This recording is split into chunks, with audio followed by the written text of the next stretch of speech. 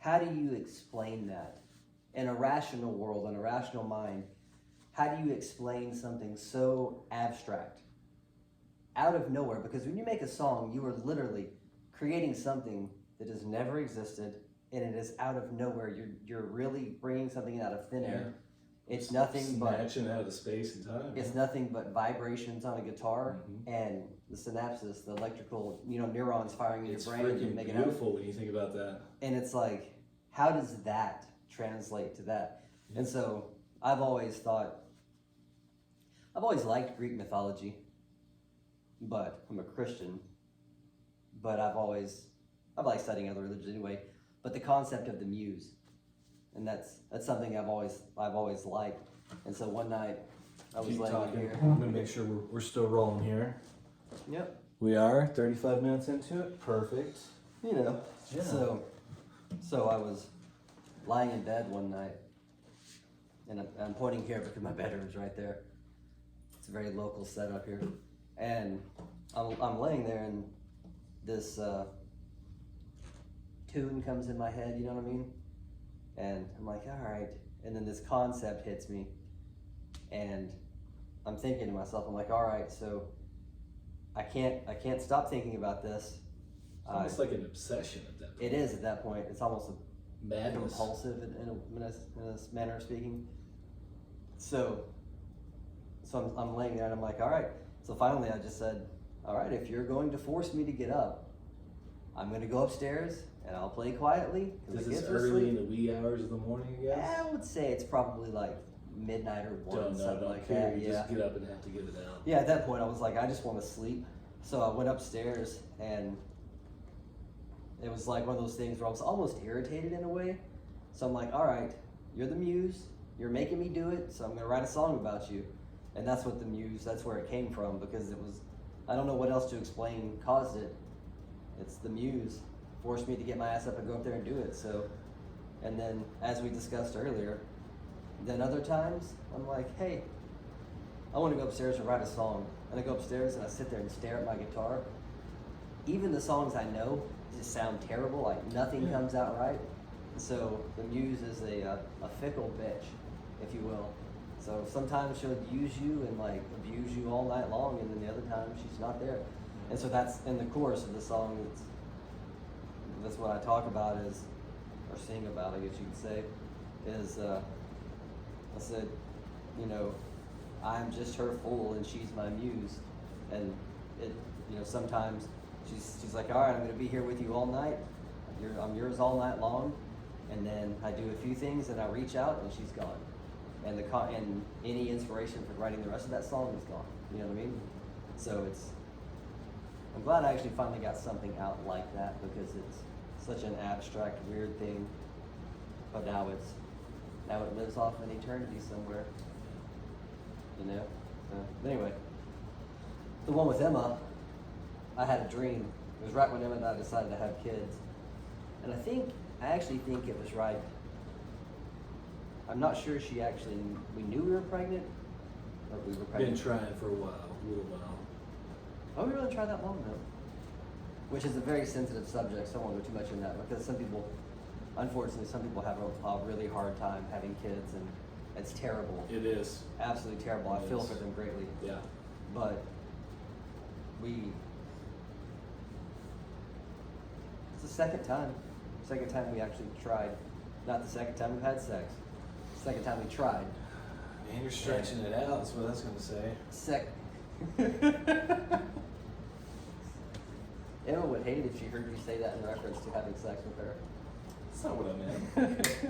What did you think I was talking about? I mean, you said you stretched it out. My voice is getting all high pitched because I've been drinking. Tanner today, man. It's weird. Sometimes it's deeper, sometimes it's not. Yes, and it tastes like burnt peat, in my opinion. Yep.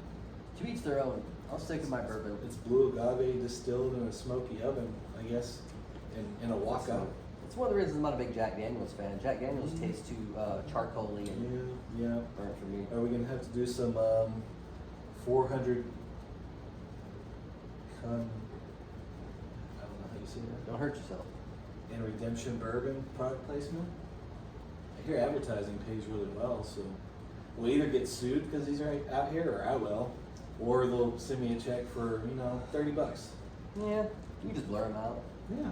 I don't think you can actually see mine too well because of the cup until you raise it up. But are we talking about the whiskey bottle or? Yes, Okay. I'm like this bottle. So, but yeah. Love you a long time. Oh, I forever. derailed you. You were talking about Emma's song. Oh yeah. So it was. I think it was right whenever we had tried, and she had ovulated or whatever, and then we did Is the. that how it happens? Is that how it works? Yeah. Well. Try I'll to give dodge you- the eggs, man, and the fallopian tube. I'll give you a rundown. Apparently, mine was so powerful that wasn't a choice. Just And she dropped 2 eggs, so I mean, swam up there. the and odds just were. hit it out of the park like The odds were MLB, pretty good, man. yeah. What's amazing to me is that it was 1 boy and 1 girl. Like, Perfection. They are beautiful children, they're pretty. and as you said earlier, kind of like personality and appearance. Different. Your son looks just like you, and then Poor kid. daughter looks a whole lot like Emma too. Yeah. Which, she's gonna love that in life. But man, that's gonna be tough on me when she gets older because Emma, amazing body. And my daughter has that darker hair with blue eyes, and she has more of my darker skin tone. Mm-hmm. Gosh, she's gonna be a knockout with Yeah. those big lips. I gotta admit, you and Emma, I'm also really impressed by how well you both take care of yourself. Because a lot of us let ourselves go for a while. I'm going back down that path of getting healthy. You've been kicking ass, man. But I'm trying, man. But you and Emma, like you've always been a super fit and really cut guy. You know, I remember in your early 20s you were just ripped. Full And of you're Chinese still food for, right now, for so early like- 40s. Yeah, that's why the guitar's in front of me. I don't want you to I thought about sing my grabbing it. Yeah, I was like, suck it in. food, suck it baby. in. It's going away though. All that bike riding. That's one of the reasons I'm leaning back. It's okay. So that was one of the things before we got married. That was one of the marital promises to each other. Good for you. That we had to make sure that that was the case because the other one didn't deserve to be in love and be duped, essentially. So Yeah. beauty fades. Beauty's always going to It fade. does. But there's no reason that you can't be appropriately fit for your age. And you slow that clock way down if you take care of yourself. I think so too. Yeah. A friend of mine, you know Dr. Steve Carlson?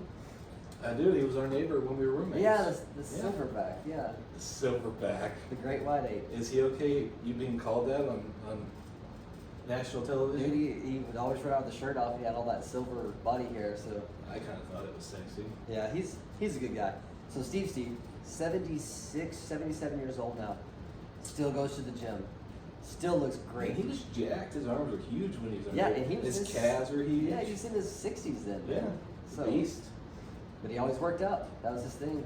So His wife was super fit. Wasn't she like a triathlete or something? something like that, yeah, or a pole vault or something like that. Yeah. Olympic pole. Olympic, maybe. yeah. She's a pretty cool lady too. But yeah, man. So full circle back on that one. Emma wrote a song. It was actually, I'm not a big fan of musicals, but it was actually a musical. And then in my dream, Hugh Jackman type musical. Like what's that movie he was just in that he killed it? The Carney Circus. I again, haven't seen it. I'm not a big There's- musical guy. There's elephants and magic and stuff. Okay. And Zendaya, right? Probably. I don't know. Dumbo's Yeah. not in it. No, it's unfortunate. I derailed you. Good at it. Anyway, yeah. So we just found out pregnant. I was sleeping, and in my dream, this what happened in the dream. We were at the hospital, and she was delivering. There was like this huge thunderstorm outside, lightning and thunder and everything. And then as soon as the baby came out, it was a boy then. As soon as we'll say Victor came out, then it was like TV. Everything around her stopped, and this music started playing, and she started singing the song. So the lyrics that I wrote, the first lyrics and everything for the whole first verse and chorus, she sang all of that in my dream. That almost seems divine in a sense. That's why, Like is it the music? Like, what is that, right? yeah, like it was a sign, it probably changed your life in a sense too.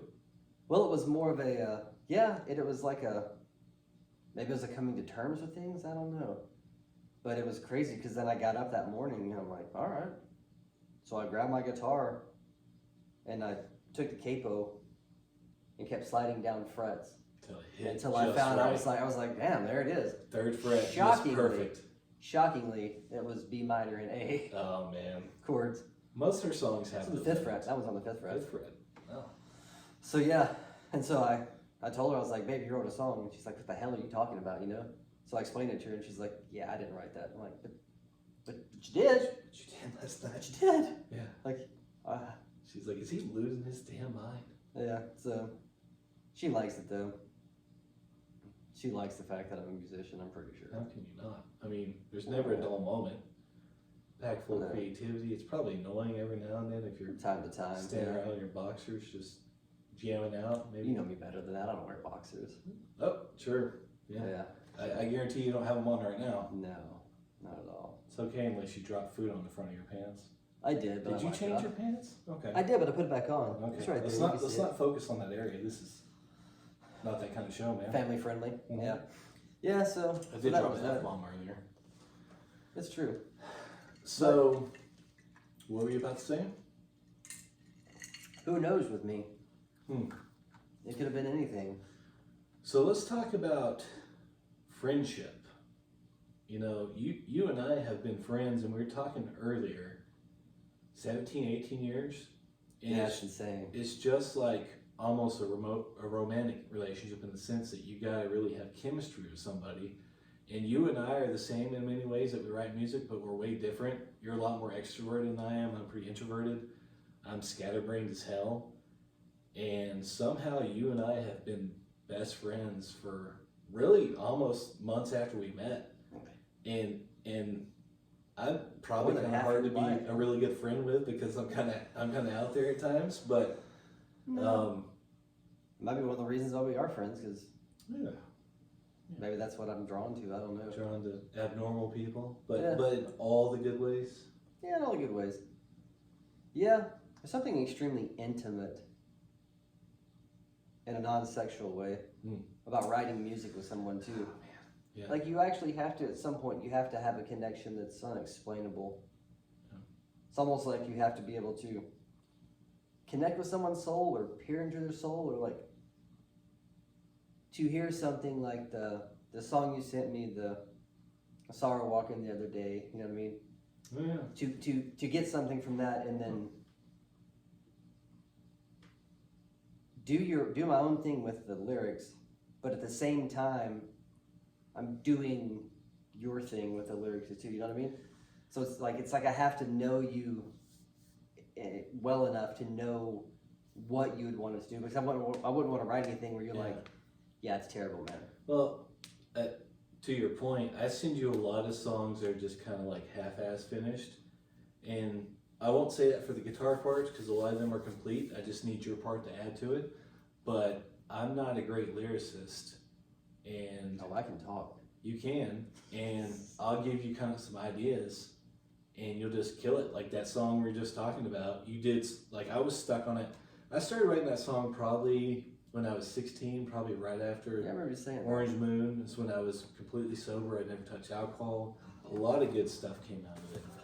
But you took basically a verse, 2 verses, and kind of a chorus, and just expanded on that. And we haven't recorded it or finished it, but it's because you're gonna have to sing. Yeah, you know how we're gonna have to sing, or we're gonna have to record it and then dub over it. Dub over it. You're the singer.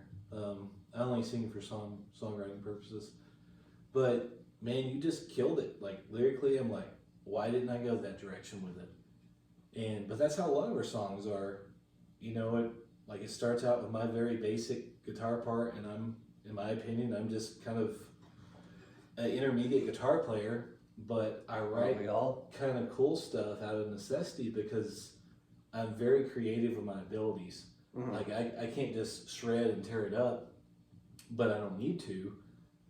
Absolutely no reason. I think it's actually better than if I was a very technical guitar player, because we're more creative. We have to be. If you think about a couple of guys we used to play with, they were technically incredible guitar players. And even one of the guys we used to play, we kind of tried to jive with as a drummer, you know, I've had trouble connecting with other people musically, and maybe it's because they're above our level as guitar players, but as songwriters, we just don't mesh. And it goes back to that friendship and that connection and that chemistry, and I hate to say it because everybody uses it, but vibing together. Like, we just did not vibe with some of those people, and some of them did okay, but yeah, you and I are kind of like a perpetual two-man band, I think. Yeah, and it's almost frustrating sometimes because It I is. really want to know what our songs will sound like as a full band. Yeah. But in order for that to happen, we just have to lay everything down and then hire somebody to do it. But the whole thing of not thinking, like, being technically a good guitar player, was it Tom Petty that said, you know, I'm a rhythm guitar player, but I'm a damn good rhythm guitar And player? it's very subjective too. Like, a lot of stuff we do is hard for other people to play, even the really good ones, like even some of our rhythm. I've got a really weird rhythm. Yeah, like Probably some of your because I'm stuff. not a very technically good guitar player. Some of the stuff you want me to play, and I know you've talked about your bass player friend that was just incredible. Like, it's hard for other people to replicate. It doesn't make it bad. Mm-mm. It makes it unique. But you can say that about a lot of guitar players. Like, I really like that both you and I play guitar very non-traditionally, I think. And I think you're a lot better lead guitar player than I am. And I don't even think I'm a lead player. Yeah. I consider it fills and stuff. Yeah, you know, I can sit down and run through some scales and it sounds good, but I really need a drum track and bass for me to be able to take off on lead playing. Like, when you and I sit around and play, I rarely play lead.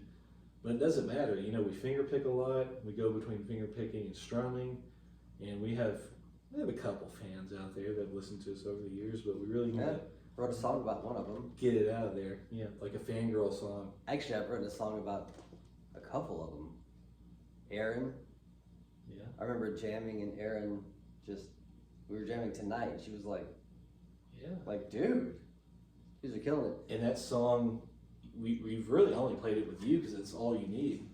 That may be one we jam out. You almost have to play Erin, the Muse, and Emma's song here in a little bit. And fortunately for me, I get to kind of be lazy and sit here. I don't have to play with it. But Emma's song. the song that Emma wrote in your head came out. We might have to do that one at a different time, to be honest, because I haven't played it in so long.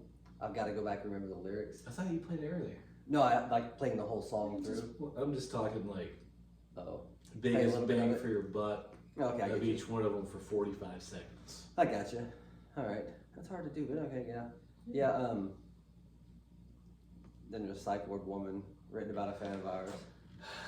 Yeah, I don't know if that one's PC enough for these days, but it's a damn good song. It's really a good song for me to play when I've had a few drinks. I'll never forget, for your class, you had a presentation in class. Barbier, And for, Bridget Barbier. the looks on their faces. Oh my God. But they were just like, everybody was like, dude, that was killer. You know, She's but everybody one of my dug favorite it. professors. Yeah, She's it so was pretty cool. awesome. But we sang that song, and the song is about taking a girl's virginity. And Oh, Lord. yeah, We went there.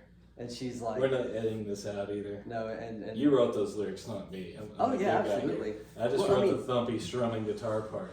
So, it was about that. So I drew some of that from like personal experience, obviously, but then there was, She could have took yours as well. There's two sides of it. well, it wasn't her though. Well, it's true. That's true. One could have, because one has to eventually, right? Yeah, we're not all But- victims. I'm not a victim of anything, man. I Same refuse to be a here. victim. Same here. It's a great mentality. But that was like a combination. That was a combination of my experience, but then knowing Some of mine too.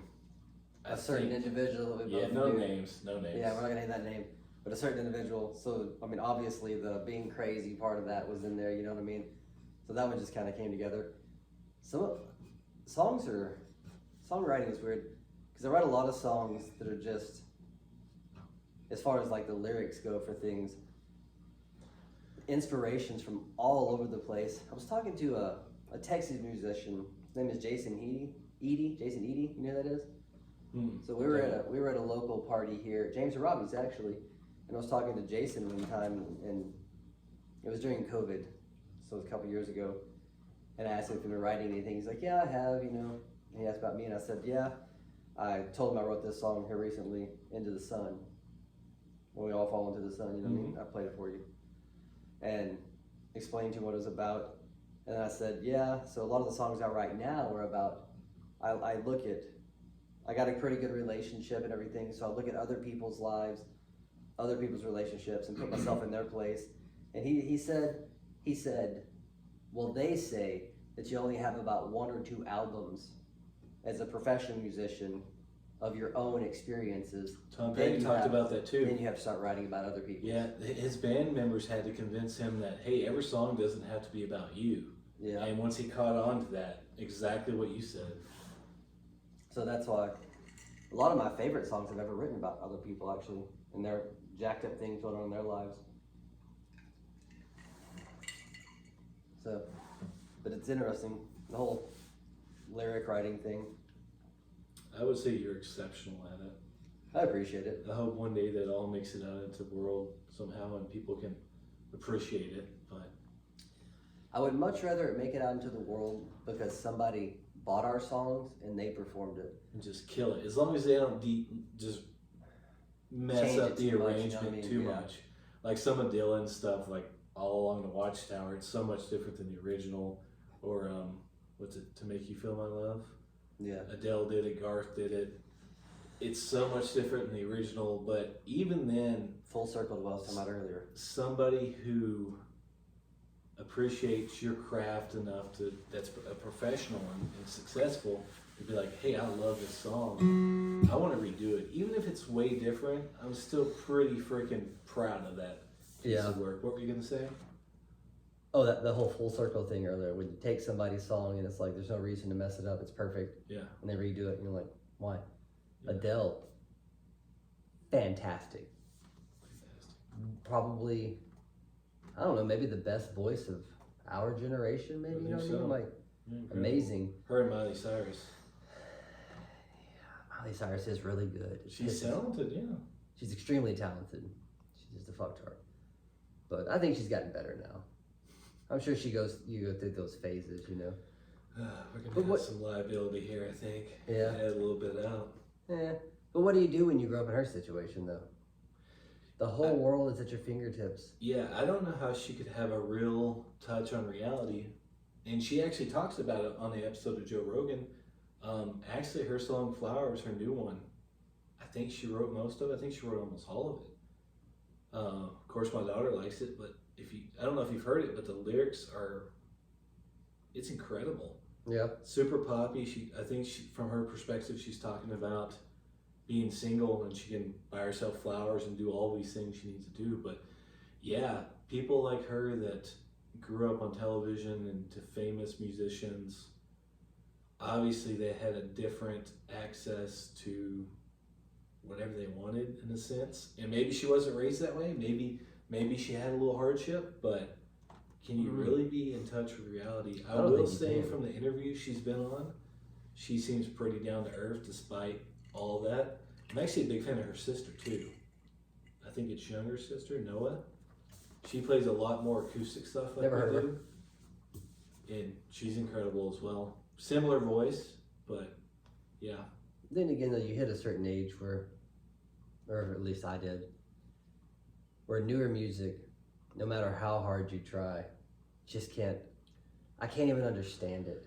I can't relate to it. People may argue there's a few rock bands out there still, I think they're still killing it. But beyond early 2000s, rock kind of died. You have some kind of punkish bands like Fall Out Boy, in my opinion, that still bring it. I think they're pretty heavy rock. I think Kings of Leon still does. Imagine Dragons, to an extent, they're more poppy. But true rock and rock that's like anywhere comparable to late 60s to late 90s rock. It's To the grunge. dead, kind of dead, yeah. Yeah. Yeah. Radio, I think that was at the end of the radio era. I think radio did a lot to kill that as well. It did. Because it got to a certain point where, honestly, when it came to rock, every band had to sound like Nickelback or it didn't get playtime, airtime. Yeah. That kind of got to that point. But then after that, music opened up like crazy. I don't know. I've wondered a lot what it is about modern pop, hip hop. I don't know what you would call it. The modern R&B hip hop mix kind of a thing. Drinking mine. That is so appealing. Yours is colder than mine. Cause like, whenever I was in college, you saw a country dude driving around in a big dually, big cowboy hat, blaring country with Texas music. Parenting responsibilities, by the way. Go ahead. Yeah, blaring country music. But now, working at the college, I see college-age guys. They have a rodeo sticker on the back of their truck, hauling a horse trailer with their horse, and they're blaring the most god-awful rap or hip-hop I've ever heard in my life. But And after you finish, remind me to does tell that you about happen? passing a tablet around a campfire in music. Go ahead.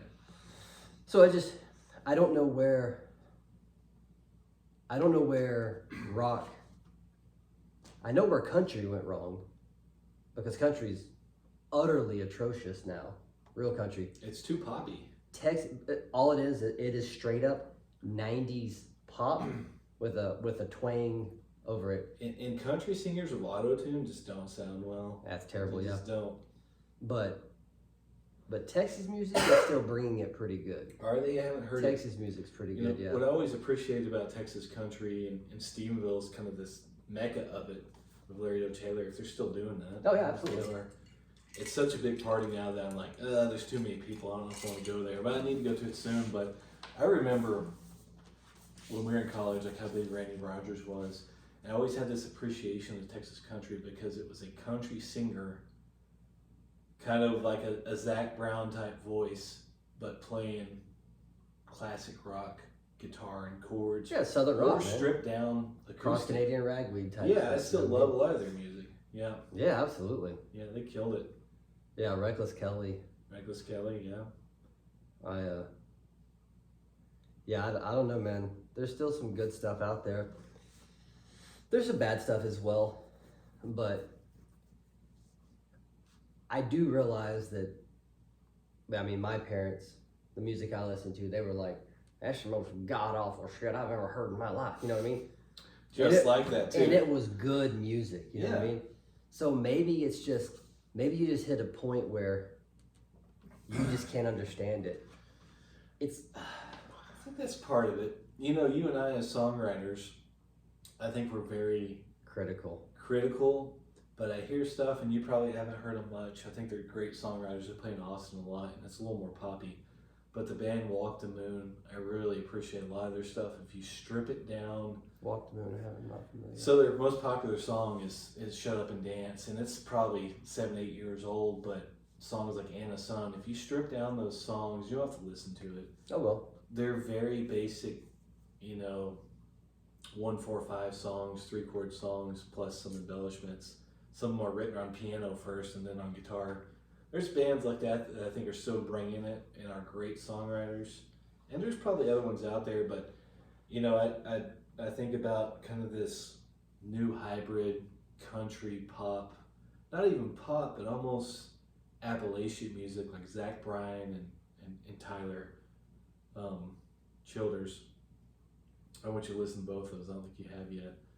But it's almost bringing back original guitar, even basic rhythm-based music that's based around the guitar or piano, as opposed to like drum machines and synthesizers and just bullshit fake instruments. That's what bothers me when you can hear a drum machine in the song. There's no one sitting around The banging on cicada it. rhythm. Yeah, and you can tell the difference. And then even auto-tune. I know a producer would probably want to auto-tune our stuff if we played it to an extent. If we recorded it, I know we were about to go down to Austin and record pre-COVID.